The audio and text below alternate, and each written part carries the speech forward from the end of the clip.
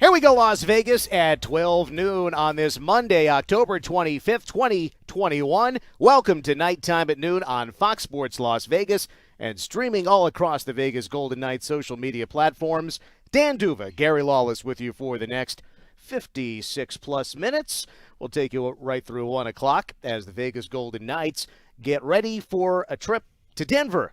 Take on the Avalanche, take on the Stars the following day. And, Gary, it is all in the midst of what is a troubling start to the season for the Knights. They started with a win against the Seattle Kraken in the opener back on October 12th.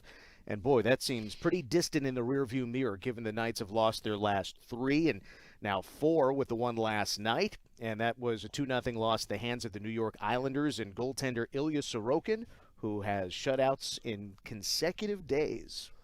It's interesting, if you look at the 4 losses, they go from worse to bad. No loss is good, right? So the LA loss was the worst, and then the loss to St. Louis was a little not as worse, not as bad.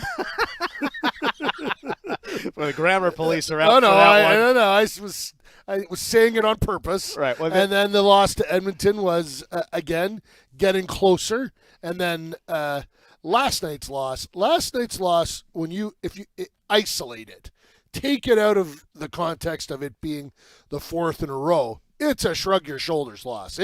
This is February and you're a playoff team, and the New York Islanders come in, and Ilya Sorokin stands on his head, and you outshoot them, outchance them all over the ice all night long, and you have, off the top of my head, 3 grade A's for Kolasar. Right, from in close. A grade A for Marchessault. Mm-hmm. A grade A for Smith. Just those 5, sure. Okay? And then Leonard called the second goal against the Barzal goal. Barzal comes down the right side, cuts to the net, and shot it from the bottom of the right circle. Yeah, not much space to shoot from and not much space to shoot at, and manages to get it up over Leonard's shoulder. And Leonard said, my goal. I got to stop that. Right. And, yeah. So you put all that stuff together, and if you're Pete DeBoer in a different context, you're like, hey, I guess we'll tip our cap to them. They won the game, but, we're better. And you probably tell your guys after the game, hey, it's 82 games. Puck luck is a factor. Let's remember all the good things we did tonight, and next time we'll score. The problem is there's $27 million out of the lineup right now in a salary cap of 81.5. So you're over a third. And the other factor, and Darren Millard gets the props for this. He dug this up yesterday.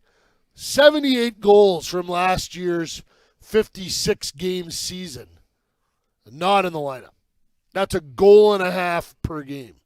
Now, some of my stats friends tell me you can't just say apply that goal and a half to spread it out per game, because that's not the way it works, because some nights you get 5 in one night, and it's just, the more precise way is to use the WAR stat. And if you just take Stone, Pacioretty, and Martinez out of the lineup, their WAR effect is like 8.5 wins over a season. So DeBoer's not going to use any of those excuses, but as Shane Knight says, it is reality.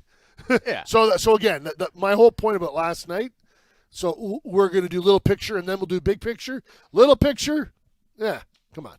Should have won last night. Yeah. Crap happens. Right. And Darren Elliott made this point last night. That last goal that Barzal scores comes just after Leonard made a series of thoroughly impressive saves. Yeah, Leonard said after the game, he said, it's so frustrating. I made 9 or 10 really good saves. And would you do me a favor and not mention the summer me Darren Elliott on, that's a Seinfeld reference for you. George Costanza refers to the guy that Jerry goes to camp with. I didn't mention on the radio broadcast. The summer me, and the other guy goes, the winter me. No, you just, on the air, you mentioned your other friend. He could have mentioned it in the hallway of the press box and passed it. Said on the radio last night. I didn't. Oh, I thought you I did. did not. Right. I very specifically chose tells not you, to say that. tells you how jealous I am, how worked up I am over this turn of events. For those wondering, Gary will be back in the radio booth for the next two games when the Knights visit the Avalanche tomorrow and then the Dallas Stars the day after that, and for several games coming up. We should explain to people, we have a pretty strong stable of broadcasters. Right. Sidebar for a moment, Your Honor. Yeah, we've got like this great stable of broadcasters with the Golden Knights from Dan and Darren Millard and Dave and Shane, Darren Elliott, Ashley Weiss, and Darren England is joining the fold as well. So there are going to be nights where I'm doing a little more TV this year, and so Darren is going to have to, there'll be times when I won't go on the road, and Darren Elliott will, and part of that going on the road is doing radio. So we want to give him reps. So throughout the year, so he did a preseason game, now he's done a regular season game, and we'll continue to have, spot duty there. I'll be honest, I don't like not doing the radio. It's you miss it. Sure. I miss it a lot. I found I'm don't really know what to do with myself when I'm watching the game with Millard from this other vantage point, and I'm used to the comforts of our booth where I've got a TV here, I've got a TV there, I've got snacks. My computer set up. Well, we have snacks. Don't worry about that. Oh, okay. Well, see, I don't get to hang out with the TV people very often. So anyway, you did a couple TV games in the I was going to say, word has it Gosher was jealous when I filled in. I'm sure he was. Yeah. Uh-huh. I'm sure he just put his feet up and was watching the Red Sox game at the time. Anyways, that's why you're seeing a different deployment of broadcasters. There you have it. For time to time, and I also think it's really good for the viewer and the listener to have all of these different voices. Darren Elliott has a perspective, having been a goaltender in the National Hockey League and a long-time national broadcaster, going back to the Versus days, and ESPN, I believe, and Westwood won. He did Stanley Cup Finals. Yeah. So he's top notch. So, And this program, Nighttime at Noon, will feature a circulating cast of characters, and it just so happens the roulette wheel landed on Gary and Dan for today. It is Nighttime at Noon. It's 12:07 on this Monday as the Knights begin a new week, still with just one win in their first handful of games, and they'll play Game 6 tomorrow in Colorado, Game 7 Wednesday in Dallas, back home for Friday against the Ducks, and then that 4-game trip, Toronto, Ottawa, Montreal, and Detroit. So the Knights are 1-4 to start the season, and we touched on the injuries, and we'll get into a little bit of how the Knights have filled in with some of those youngsters filling those roles. And I guess, Gary, that's where my thought goes next, because unlike previous few seasons where you kind of had the team and maybe a young guy was in the vicinity of cracking the lineup, I think of Cody Glass, and how is he going to fit in? Zach Whitecloud, Nick Hague, there were rarely more than one at a time. And now it looks like on a regular basis someone's making an NHL debut. I mean, yesterday you had Nolan Patrick scratched late, so back in goes Jake Lecision, his third NHL game. Daniil Miromanov makes his NHL debut, and Krebs seems like the wily old veteran because he's now played last year the 4 games and now this year the 5 games in the NHL. Yeah, this is when you have 6 regulars out of the lineup. This is what happens. You get and listen, I didn't want to see Daniil Miromanov at the expense of Zach Whitecloud not being able to play, or Alec Martinez. But did I want to see Miromanov? Absolutely. And I wanted to see Coughlin. Coughlin was pretty good against the Oilers. Was okay against the Islanders. I thought Miromanov was excellent. And there's all this talk about the defensive side of his game. It's only one game, but I thought he added offense and was not defensively deficient at all. I thought Miromanov was excellent. I would have liked to have seen more of him last night. And and the power play is goalless, 0 for the season. I would have liked to have seen him get some longer looks on the power play as well. Well, let's talk about Miramanov since you bring him up. As it seems on a regular basis, we're spending time introducing a new player to the Golden Knights fan base, and that's fun. As you say, it's not exactly what management had in mind given the number of injuries, but Miramanov, who is 24 years old from Russia, had played a few years in the Quebec Major Junior League, so not the first time you've seen a Russian come over and play North American junior hockey, especially in the Q. Hey, Nikita Kucherov came over and played briefly in junior hockey here in North America. But point is, he then played in the ECHL, but then went back overseas. In his junior career, they switched him from a forward to a defenseman. And how it's unfolded here, Gary, and coming back to North America – and with the Golden Knights organization, few games Henderson last year, preseason, eye-popping preseason for the Golden Knights with 3 goals in 2 games. So there's the Reader's Digest version. What about this story from Miramanov is most intriguing for you? Well, Kelly McCrimmon always uses the expression "everybody runs their own race," and not a high draft pick that that gets slid right in to an NHL organization and groomed and brought up. He was, a young guy who wanted to come over to North America to played in the Quebec League. Igor Larionov. Miramanov went to Detroit one summer as a teenager to train under Larionov. And halfway through whatever they were doing, Larionov said to him, "You're a defenseman. You should play defense." And that's when he made the switch. Went back to he played for a while at Acadie Bathurst in the Quebec Major Junior Hockey League, and then he went to Moncton and played as a defenseman in Moncton, and then went to the KHL for a while. Well, it had an ECHL season. ECHL, and then to the KHL, and so 2 people in the Golden Knights organization had eyes on him at different times. Raphael Pouliot, who is the amateur scout for the Golden Knights in the Quebec League, his dad coached Miramanov at Acadie Bathurst.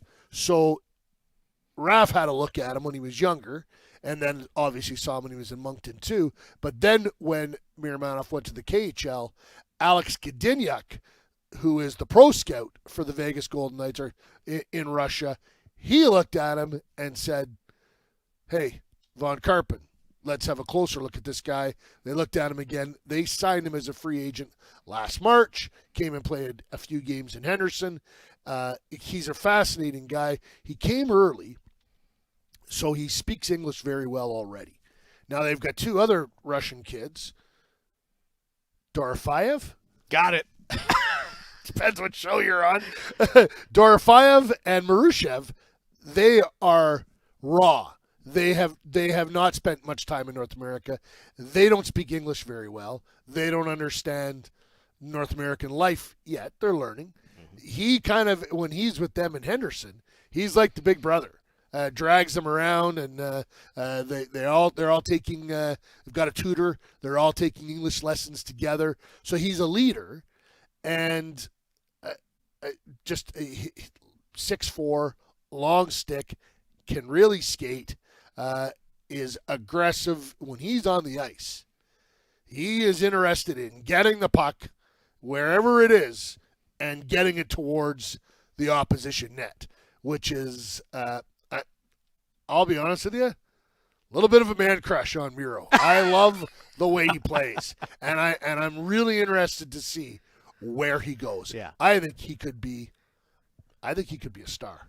Yeah. In the NHL. He's affable, too. You touch on the adapting to North America, and, just to put this in a time frame, his first year playing in the Q was 2015.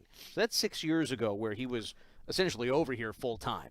And as you mentioned, went back, and it's been a crazy couple of years as we know, but you spend a full year in the ECHL. He was the 8th highest scoring defenseman in the ECHL, but he only played 49 games. Yeah. He was second in points per game by defensemen. Now, we're talking 18-19, so it's a couple years ago. That's before the pandemic. Then everything goes crazy. Talk about going to the KHL, and so now he's back here. I didn't really know much about him. We've learned about him in the last couple of weeks. So when the team played in Salt Lake City against the Kings in preseason, I went up and introduced myself to him as the team was arriving. You kind of look around the rink, you haven't been there before. And I started to ask him how to say his name. And, in the broadcasting business, it's something that you do, especially for a new player. And we have to ask that question, and you'd like to get it from, in this case, the horse's mouth, right? How does a player pronounce his name? When you introduce yourself, how do you pronounce your name? So he says, like, without hesitation, as if he's been asked this question a bunch of times before, it's like you're saying mirror, and then you interrupt yourself and you say man off. Mirror man off. Well, that's pretty simple. Like, I didn't come up with that explanation to tell you or Dave or Shane. That's what Daniil said to me. So he's got a worldliness about him. And then even Zach Whitecloud said the other day, when he was, the up-and-coming guy, he didn't want to speak up very much. You're trying to find your space in the room. You don't want to talk as a young guy. But Daniil's he's talking with everybody, very chatty, gets along. He's been in a KHL dressing room, which is, they're men, right? Yeah. You know what I mean? This is not, he's a rookie. He's not. And he's 24. Yeah, he's a man, knows, has confidence in himself on the ice, off the ice, so which is, a good thing for him. Yeah, we saw him in the preseason, those few goals, splash in the preseason. We've seen that before. There was a hat trick in the first game in Golden Knights history. Tyler Wong never played a game for the Vegas Golden Knights, right? Just because you have a splash there doesn't mean it's going to be something. You saw him play in Henderson, Gary, in just a couple of games. What did you see in Henderson that built upon what you saw in the preseason? Well, he was dominant, and this is one of the things you hear from NHL executives. You want the player to be dominant at all his levels. So when you first get to junior or college, might take you a year to get your bearings, but at some point in time, you need to be the best player on your team or one of the best players on your team and dominant. And then you go to the American League. Same thing. Yeah. And then once you're dominant there, then you come to the NHL, and hopefully you can be dominant in the NHL. Well, so Miromanov dominant in the American Hockey League, the games I saw him play. So, listen, we'll see injuries, contracts. Lots of things have to shake out. Is he going back to Henderson? Probably at some point in time, but not for long. Like, Daniil Miromanov is going to be an NHL regular really fast. Mm-hmm. Really fast. So we're talking to Daniil Miromanov. The question now will become, how does that unfold with injuries to Alec Martinez, to Zach Whitecloud, Dylan Coghlan actually playing as a defenseman the last couple of games after playing about 4 minutes as a forward in the opener? How does this all shake out? What are the right combinations here? Alex Pietrangelo still has no points on the season. Of something that really hasn't been talked about. All the injuries, sure. The new players, sure. But Alex Pietrangelo has no points through 5 games. And if there's a surprise, I think that might be near the top of the list for me, given the way he finished last year and the start of the preseason this year. So we'll figure out some of those things. We'll talk through it as we talk to you from City National Arena. City National Arena. Boy, oh boy, that's the name of the place. That's what happens when you do a bunch of games in a short period of time. The Knights will play in Denver tomorrow, and then they'll take on the Stars the day after that. You're listening to Nighttime at Noon on Fox Sports Las Vegas.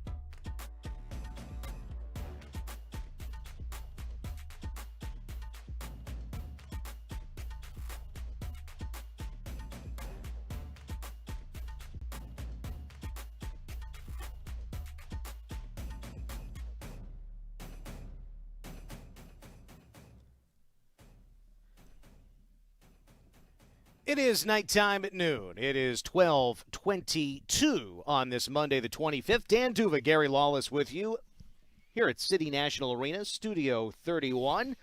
Beautiful outside. A little cloudy today. A little cloudy. I'm going to guess that's not a live shot, though. Just a guess.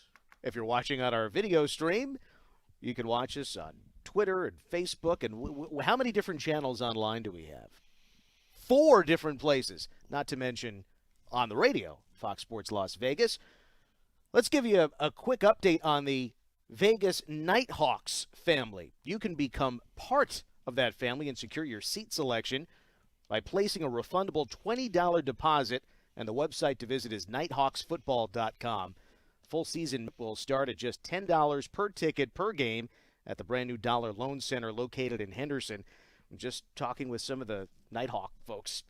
There's going to be a tryout and everything. They're players flying in, and then they've got to cut the roster down. I love the logo, too. Logo's great. Coach is great. Mike Davis. Yeah, we talked to Mike a little bit last week. Well, I've known of Mike for a long time. Yeah. He is a CFL guy, as am I. He spent some time coaching in Saskatchewan and Toronto. Had an Argos bag. He was carrying it around the other day. My Grey Cup ring is from my time with the Argos. There you have it. See, Yes. just when you didn't expect the CFL would make an appearance on the broadcast, there it is. Blue Bombers have clinched. They're hosting the Western Final, December 5th. Oh, there's the news flash for There the you program go. today. Thanks, Gary. That's for Dave Gosher. Dave loves to make fun of me when I talk about the CFL. Oh, it's good. We could ramble on in that category, but let's turn our attention to the Knights. We were talking about the defenseman Mirmanov getting his NHL debut, took the hot lap just as the warm-ups began. That's always fun to see.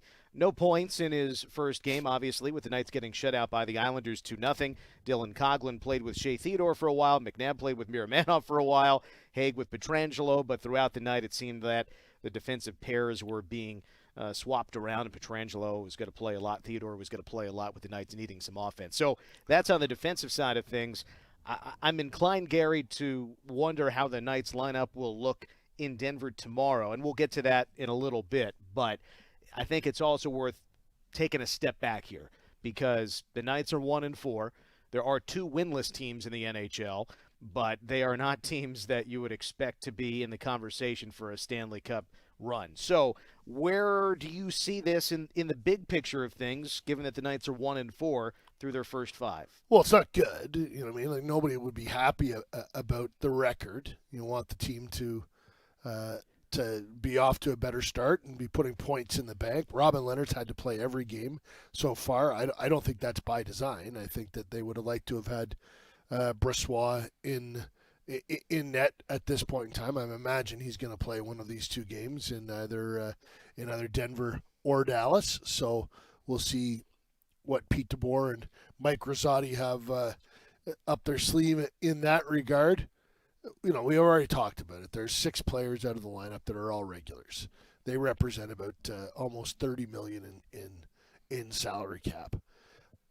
They represent 78 goals from last year's regular season, which was 56 games. That's a goal and a half a game from that group. It's a lot of offense. And again, when you go back to this last game, they played very well in many ways, except for they weren't able to put the puck in the net.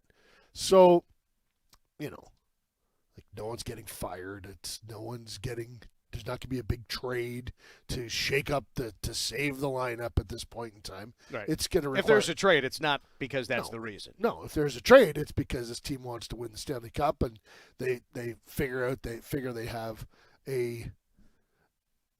there's an opportunity to make themselves better for later on in the season. Or now too would be fine, obviously. Alex Tuck's not coming back till January. Stone and Pacioretty are, they appear to be long term.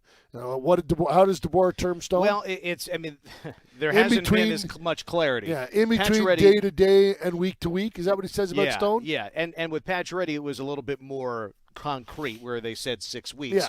and so that would bring you back November 11th, given the time frame. Stone, there wasn't as much of a concrete answer. So we've seen it where a guy at one point was considered day to day, and that turned out to be more like week to week. I mean, listen, it's the human body. You don't know how quickly someone will heal, and sometimes you've got an injury that one treatment they think is suitable, but it turns out, they need to do something else. So it's far above our pay grade. Yeah, here's what I would say, I guess. At the end of the day, for me, this is a blip. This is a bump in the road. And I actually think there are positives to be taken from this situation. I think this is what they're going through right now is humbling, and I never think that's a bad thing. I think it will give players a reminder of how thin the margin in the National Hockey League is between wins and losses, and how hard you have to work on a regular basis to win. I also think they're not going to score easy right now. Like the guys that kind of that have magic out there, they're not playing. They're hurt, except for the misfit line. I think that, and to me, this is something that we've watched unfold before us for a while. This team doesn't score hard goals. It doesn't score greasy goals. The goal that Josh Bailey scored yesterday to start the scoring for the Islanders, the winning goal, Vegas doesn't score that goal very often. That's not it's not in their repertoire. Well, maybe now you're forced to say, like the Islanders were on a mission. They looked like Minnesota, the way they blocked out the slot. You can have everything else on the ice, guys. This rectangle around the net, the blue ice and out, the block shots, 10 in the first period alone yesterday. Like they just got in the way of everything. And if you just keep flinging the puck from the edge of that, it's you're not going to be able to create anything. So what do you have to do? You have to get to that blue ice. And if this can be used as an opportunity to grow in that regard, to me that's positive. And if I'm Keegan Colasar, I'm looking at the film from yesterday's game and saying, I've got to find a way to score from in tight like that, because I'm one of the guys that can get there. When I get there, I've got to convert. And Riley Smith, sorry, go ahead. Well, no, I mentioned this last night, and I recognize that this analogy is oversimplifying it, but in a basketball framework, if you think about a team that shoots the three that can't get inside, well, a defense will say, well, you take the three. We don't think you can hit the three, so you can take those threes all day. You're only going to be able to score if you can get inside, and we think we can defend you inside. There's a football analogy to be made there about throwing the long ball and defending it on it. So there's, again, a way of looking at this, given the way that the Islanders played, that Colasar did get a few chances, couldn't bury them. Then you come back to, well, Sorokin's been fantastic. The reality is, as much as the team wants to say, hey, we're going to play our game every night, if that was 100% true, they wouldn't look at video of the other teams, right? There's a scouting report. The reality is different teams play different ways, and you're going to succeed based on how the other team is structured and what the other teams do. That's why they have video sessions. So to put a finer point on it, Pete DeBoer said after the loss to the Dallas Stars, we've got to find a way to teach our group how to score in different ways. He's talking about from the slot. Yeah, and the other side of it is that the Knights couldn't score from those areas against the Islanders, but if you go back to the previous game against Edmonton, 2 of the goals were tip-in goals. The Knights spent a lot of time on those tips, but if the tips aren't coming, right, and sometimes you get goals that way. Power play is a big part of that. No power play goals yet, but it's harder to rely upon getting tip-in goals and any sort of regularity. Sure, you get 2 in one game, but those are, I think, the only 2 real tip-in goals of the season. They tried it a bunch of times. It doesn't always work. Thought that I had this morning, Gary, reading an article about the Tampa Bay Lightning. Did you see their championship rings this year? I did. And did you see one of the engravings that was on the Lightning Stanley Cup? I saw BS number 1. That was on there, but that's not the one that caught my attention. It was a phrase that has been offered by Pete DeBoer similarly. The phrase on the Stanley Cup ring for the Lightning is process over outcome. Yeah. And Pete DeBoer has been saying for several days, I think ever since Game 2 when the Knights lost and the injuries occurred, that it would be process over results. And that it seemed to me at the time was almost preparing for the possibility of the team not winning, knowing the significance of the players who were out, and that this period of time had to be used for figuring out who could play with who could really play, and perhaps finding different combinations of players. And I'd be interested in your thoughts about that, and then we'll regroup after a break. Well, Pete DeBoer watched this team lose in the semifinals 2 years in a row. Pete DeBoer's a smart guy. He realizes the same thing isn't going to work. So he's looking for different things. So they have tweaked some systems. They've tweaked some ways. We watched it last week, Dan. He coached all last week.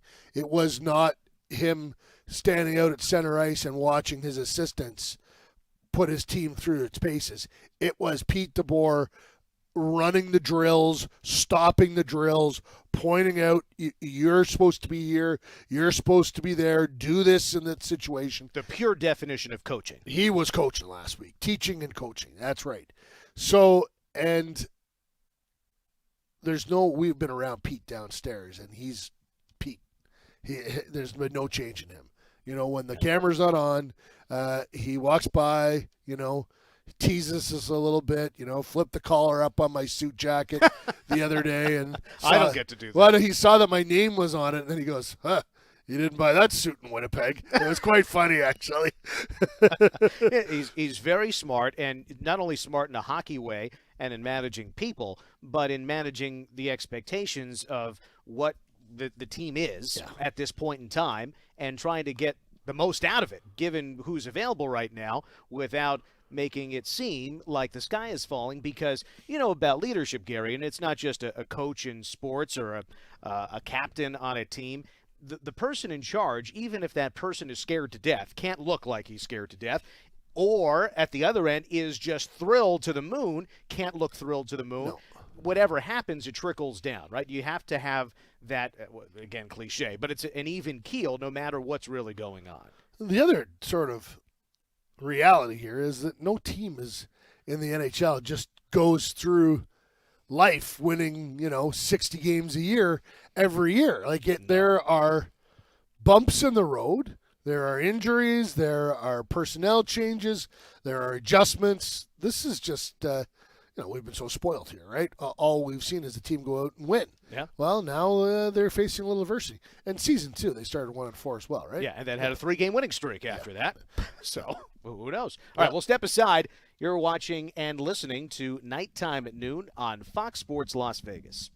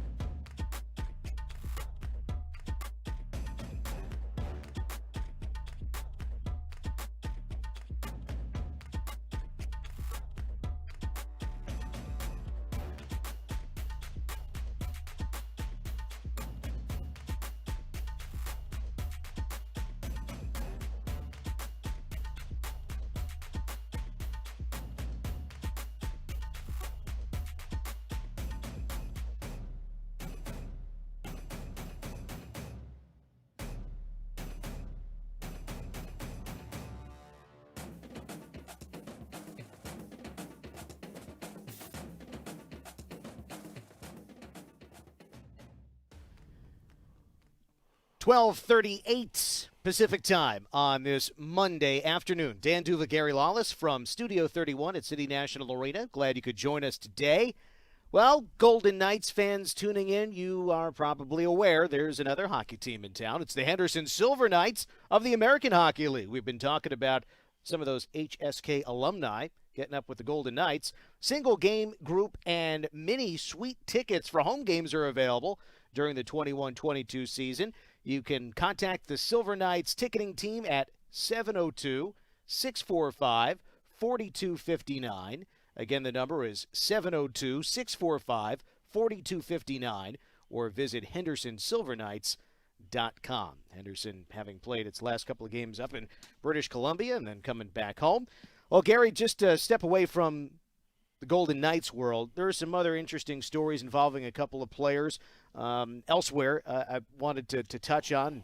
I'll give you the floor. Where do you want to go in starting a couple of these discussions? Well, I watched Hockey Night in Canada on Saturday, and Elliot Friedman, who has been all over this Jack Eichel story, he said that in the next couple of weeks, if there isn't resolution, so we'll just stop here for a second. Jack Eichel has an injury to his neck, which he received playing hockey, and has not played since he was shut down last season. He wants to have disc replacement surgery. The Buffalo Sabres want him to have a fusion done, where so you have one vertebrae is damaged, and you take the one above it and the one below it, and you fuse the three of them together, and it would allow him conceivably to play again at some point in time. It does begin the course of restricted mobility, and most often once you have one of these, if you live long enough, for the pressure on the other vertebrae, once you fuse those ones, the pressure on the other ones increases, and then a doctor says to you a little while down the road, maybe 10 years, well, we need to do another fusion, and then 10 years after that, we need to do another fusion, and pretty soon you're in a situation where you can't really turn your head or move it up or down. Right. And So that's the fusion surgery. Yeah. It's not a fix-all for life. It's something that the Sabres want so that Eichel can be effective now, but there could be long-term ramifications, and Jack doesn't want that. No, and I listened, going back to Elliot Friedman, he interviewed Eichel's doctor of choice, who wants to give him the disc replacement surgery. Elliot and Jeff Merrick interviewed him in the summer on their podcast. It was 31 Thoughts then. It's now 32 Thoughts because there's 32 teams. And the doctor said, he's done this disc replacement surgery to a number of MMA fighters. It's been done in the NFL. It's been done in rugby, where the All Blacks play. I don't know what those leagues are called, but high-end rugby, physical sports, it's never been done in hockey. Right. Everybody keeps pointing out it's never been done on an NHL player. Yeah. But it's been done on other athletes. Oh, for sure. And that whole argument. Well, at one point in time, arthroscopic surgery had never been done to an NHL player's knee. Yeah. Do we want everybody to be Bobby Orr, right, where they butcher the knee until the guy can't play anymore? Right. There's how many careers have been saved advancements with that. in surgery. And the one thing that the doctor says that's really fascinating is he's like, look, let us give Jack the disc replacement surgery. If it doesn't work, then we'll fuse him then anyways. Like, you know what I mean? I have an agent said to me the other day, he goes, he should retire. Like, if they're talking about a fusion, the ramifications for the rest of the player's life, and the doctor says this he says, my job is to make sure that Jack can pick up his grandchild when he's 55. And this doctor doesn't believe he'll be able to, because if you get one fusion surgery, you're getting other ones. That's the road you're going down. So Eichel now has been without care for, well, you're going back to last season, so we're talking about almost 6 months or 6 months. So there's been something wrong with him that hasn't been fixed. Like, that's not good either. No. So he wants the Sabres to let him have the care he wants. They don't want to do that. He wants to be traded. They want to trade him.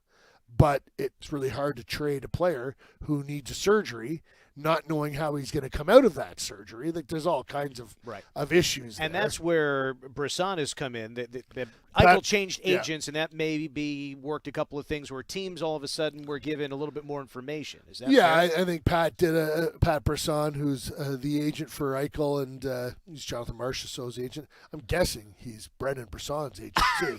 He's Brendan's dad, son, so Golden Knights prospect. Probably makes sense that he's looking after the contractual issues for his son. Anyways, I think he got a little bit more information in the hands of other teams. The problem is, what is Jack Eichel? Is he the guy? First of all, as a team, are you?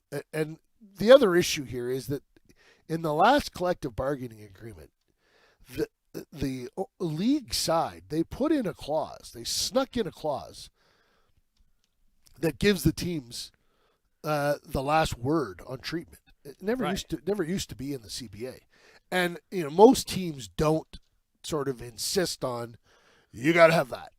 You know what I mean? Like, if you come in and you've got a broken hand, and you come in and you say, "Hey, we're gonna rub herbs on my hand." And it's going to make me better. Holistic approach. The team will probably say, no, we're going to have surgery and put a cast on it, and then you're going to do rehab, and then you're going to play again, But for the most part, an athlete comes in and says, I'm hurt.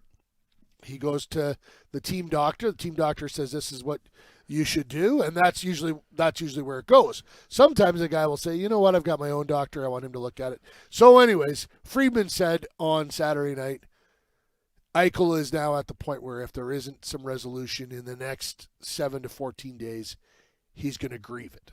So then he'll go to the Players Association. Well, they've been talking for months, so they already know. I would imagine the grievance is already written, and it's just a point of Jack telling them, file it. On the other side, the league knows that the Players Association is putting together this grievance, and so their lawyers will be working. So it'll go to an arbitrator. The arbitrator will look at both sides and say, this is what's going to happen. And then, could it, if Jack doesn't like what he's here, could he take it to a higher court? Yes. If the Sabres don't like what they hear, could they take it to a higher court? Yes. But in the confines of the NHL and those decisions, like no one can tell Jack Eichel to get a neck fusion. He'll just go, okay, I retire. I'm not playing. Right. And the Buffalo Sabres are on the hook for, I think it's $10 million a year, and I think after this year, there's 4 left. So, and he can't unretire and then sign with another team. Ask Ilya Kovalchuk about that. It was, Devils property. He would stay Buffalo property. Otherwise, everybody would just retire and sign with another team. Yeah. So just quickly, Gary, recapping. If there's not a trade in the next week or two, there's going to be a grievance. Well, or the Sabres could phone Jack tomorrow and say, fine, get your disc replacement surgery. That's a good third Go option. ahead. You know what I mean? That's probably the best option of all, because then, he gets it, he gets healthy. I don't know if he ever plays for them in a jersey again. They tore the C off his jersey already. The relationship, talk about. Yeah, it's not in a good place. But, you know what I mean? Listen, maybe that could be the first olive branch to never say never, right? How many times Billy Martin get fired by Steinbrenner? Right. I've lost count. Yeah. So, real quick, there's one other story I wanted you to touch on before we take our break. Colin Wilson, he wrote a longtime player with the Nashville Predators. I think he finished up in 2018 with the Colorado Avalanche. He wrote a Players Tribune piece last year talking about how he had ODC and how it really affected him and was a big issue in his career. On the heels of Jimmy Hayes' death and the family coming out and saying that there was cocaine and fentanyl in Jimmy's toxology reports that came after the autopsy performed on him, Colin has now come out and said, you know what? I need to share more. And he wrote a Players Tribune piece. It's out there today, and it talks about how he was given Ambien when he was 20, and that led him down one road, and then he alcohol and marijuana and cocaine and all these other things followed, and it was a big part of of his career. He calls himself an addict and says he's been sober for 2.5 years. So a real good read, and bravo to Colin Wilson for the courage to share. And he says, the reason I'm doing this is we've got a mental health and opioid crisis right now that is massive, and we need to start talking about it. Yeah, and it's a conversation that ought to continue. We have limited time here, but if you've got some time to read that about Colin Wilson, and also to read about Jimmy Hayes and his father's comments as well, because his father said, I knew that there could be something wrong because I myself was an addict, Jimmy Hayes' father said. With that, we will step away. When we come back, we'll try to get you our thoughts on what a lineup might look like tomorrow when the Knights take on the Avalanche. It's nighttime at noon on Fox Sports Las Vegas.